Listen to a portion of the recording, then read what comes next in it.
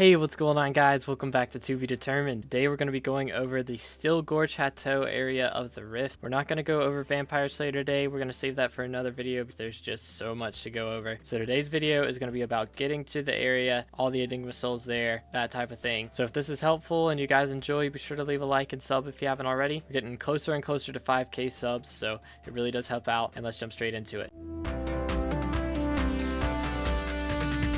Alright, so your closest warp is going to be to the plaza before you actually unlock the eye at the chateau. So we go ahead and warp to the plaza.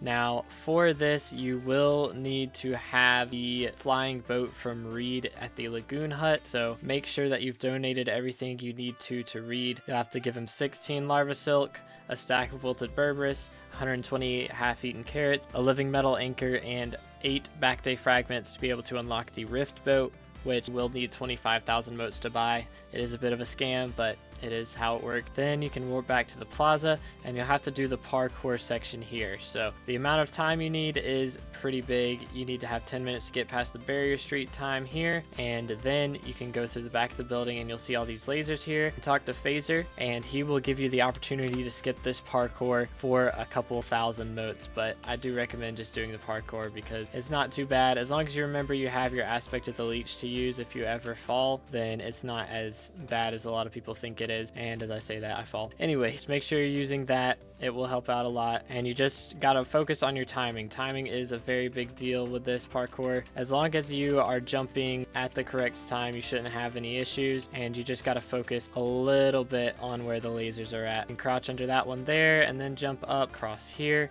This one's a little bit tough because it's such a small platform, but you can warp up if you do fall, and here we are. Now, before you talk to Deer, which is, by the way, the reverse of Reed, go up here and find the Montezuma soul on these ladders. That should be the last one, and then if you have a rift boat, you can click on Deer and he will send you flying over to the Château area. Once you're here, you will notice Maddox the Slayer is in the rift, looking a little redder than usual, and he is how you're going to be doing your Vamp Slayer later on. But you can click on him. He's going to have quite a bit of dialogue that he'll go through, saying basically there's vampires here, they deal heart damage, so you are going to have to be careful. He's going to tell you to craft a healing melon, so we will go ahead and talk about the mobs that are here because they do drop these vampiric melons. First mob is the splatter here, which is the crux mob. You're basically going to hit it a few times, and then it's going to send your hearts flying around. You'll have to go and pick them up before you fight another splatter, because if you fight 2 splatters at the same time and they both take your hearts, then you die, which is a bit of downtime, so just try not to die. And after you kill them, they do drop Hemovibe and Splatter Cruxes. So Hemovibe is a new collection, but the Splatter Cruxes you can use to make the Crux Chronomicon, and you'll also need them later on for Time Charm as well as some crafts from vampires. Now, Hemovibe is a very big collection, the biggest collection in the Rift. It goes all the way up to 400,000, but to start off, you do unlock the Vampire Minion, so you can have a minion working on this, which is very nice. It's crafted with a Bat Person helmet and some Hemovibe. Then you'll unlock the Blood Donor Talisman, which is 5 seconds of rift time, but you can transfer it to the main world, so that's what a lot of people do with that. There's also the Hemo Glass recipe, which is just the compacted version. The Transylvanian Book, which can be used on helmets to heal 2 health per enemy within 10 blocks up to 20 health. So that's pretty useful, especially early on, but kind of an expensive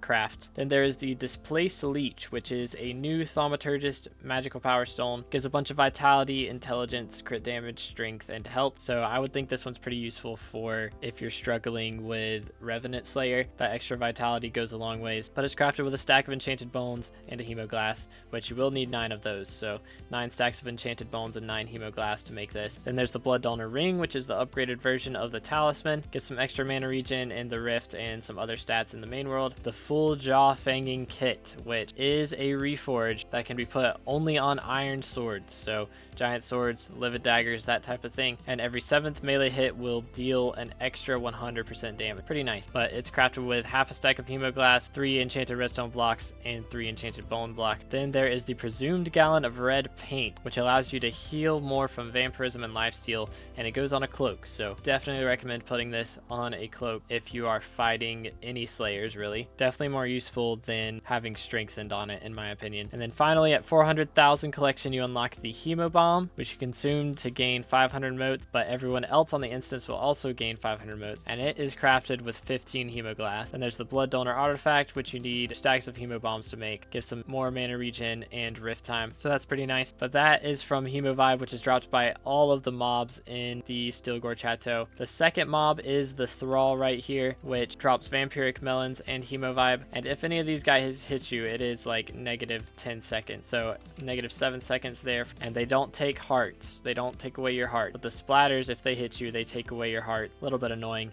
Finally, there's the Fledgling, which will hit you for negative 9 seconds, and they also take hearts as well as have a speed boost, so they're a little bit more annoying to fight. But before we jump into the Enigma Souls and stuff, let's go ahead and talk about the other drop, which is Vampiric Melons. Now this is dropped by the Thralls and the Fledgling, and you can use 12 of it to craft a Healing Melon, which will eventually be upgraded to the Luscious Healing Melon through Vampire Slayer, or you can use 2.5 stacks to make Enchanted Vampiric Melon, which sell to NPCs for a base price of 21,000. Now there is a way to increase your sell price to NPCs through Vampire Slayer, which is very important, especially if you're going for Shin's auction items, but we'll go over that in the Vampire Slayer section. Now you can see back over here, there is the Prince, which you can kill to gain the teleport here. So he's pretty important, so you're going to want to make sure you take care of him the first time that you come here so you can just teleport straight back. And you'll notice over here across from the Prince, there's a blood effigy. So these effigies increase your damage by 2 for each one of them that is down. So they respawn every 20 minutes. You can just click on them to reset the respawn time, or if they are not down, there will be 3 redstone blocks up in the air with a space in between each one. You'll have to jump up and hit them all the way down. So start with the top one, hit the middle one, and then the bottom one, and then the effigy will be down and you'll gain an extra 2 damage. And this message here will pop up in the chat whenever you get that. Now there are 6 of those across the island. So there's the one down there, there's one in this little ruin right here, and then if you go into the castle, there's going to be one all the way up the stairs here, and you will notice this is the ruined castle where we do Sven Slayer. The main island's just not got all the bushes and things, but there's another blood effigy right here. Then there's another one down across over this way that you can grab, teleport fast enough. There's another one back here on the edge of the cliff that you can get right here, and then there's going to be another one back over here in the corner that you can grab there. So that is all of the blood effigies, and you do want to have all of those active at all times. You only got to go through them once every 20 minutes, and it increases your damage by 2 apiece, so you can get a total of 12 extra damage. Definitely want to have that done. But then there are the Enigma Souls. There's 6 of them here. So the first one is going to be up over here. You'll notice there's a bunch of fairies in this tower, so you're just going to walk in, talk to the fairy philosopher if you like. Don't really need to. You can keep walking all the way up here, and before this fairy souls appears, you will notice there will be 5 fairies here. You will have to click them in order from the closest to the door to the farthest from the door. So click the fairy philosopher here, and then this one, and then this one, and this one, and finally the last one. And finally in the chat there will appear a message to Yeet Fairy. So you can just click that, and then a fairy will fall down and die, and the fairy soul will appear right here. So you can go ahead and claim that. Then you can walk up these stairs back here and talk to the fairy philosopher here. She will say, to fairy or not to fairy? Well, considering some fairies get thrown off towers, let's stick with not fairy.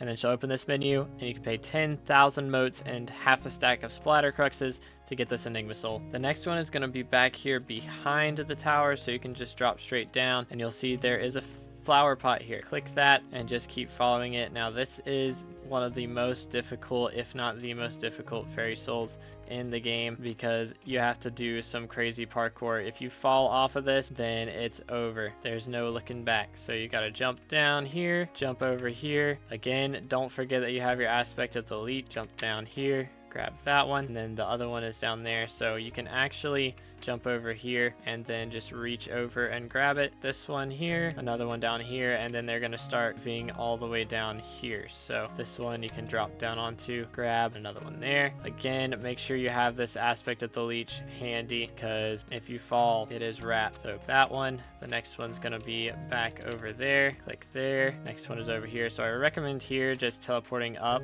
onto the stairs, and then you can drop down on it a little more specifically. Grab that one, and then teleport back up again, and then drop down, so you don't have to make as many jumps that are more risky. This one's a little bit more risky, so again, teleporting up, then we'll drop down, grab it, and then it's all the way over there. So aspect of the leech in handy, you can jump over here and start grabbing these. So it's not too bad as long as you use that trick to teleport back up onto the stairs and just drop down onto the flower pot. That definitely helps out a lot more than just doing the parkour the legit way. You can grab the fairy soul there and then warp back up, and you'll be back up where the flower pot started. The next soul is going to be back up on top of the fairy philosopher building. You can see there is a soul floating in the air there, so you are going to need more larva silk and your silk wire stick as well. Go all the way up onto the floor with the fairy soul out. So you will need to click on this stone block right here.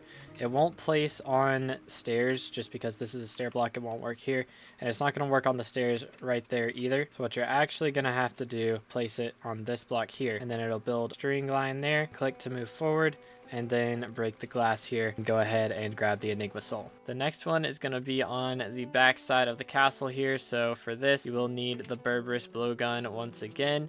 It's another one of these balloon ones over here. So you'll just have to pop all the balloons so the anvil drops on the chest, and then click the fairy soul or the Enigma Soul, sorry. Now the next soul is going to start inside the castle. You'll notice there's one of the ghost guys sitting right over here. So you're going to smack him, and then he's going to fly all the way up on top of the fairy philosopher building up here. So gonna have to walk all the way back up the stairs till you are up on the highest peak here, and then you can creep outside. You can attempt the Neo, or you can just use the aspect of the leech, and then you can smack the fairy soul up here, smack the ghost up here. So he'll jump from there to right up here on the stairs, and then all the way up here. Then you smack him, and then he's gonna fly over to the top of this building here. So you warp over there, smack him again. He's gonna go over on top of the next building right over here. So once again, warp over, and then you'll smack him right here. And then he's gonna fly down over to that spot right there. So warp over to this section, jump across, hit him right here. He's gonna jump over into this tree, so you can just warp over to here, teleport onto the top branch and hit him again. Then he'll go this tree right over here. So once again, using aspect of the leech, gotta warp over, smack him, and then he'll go again to this lower tree here, warp over,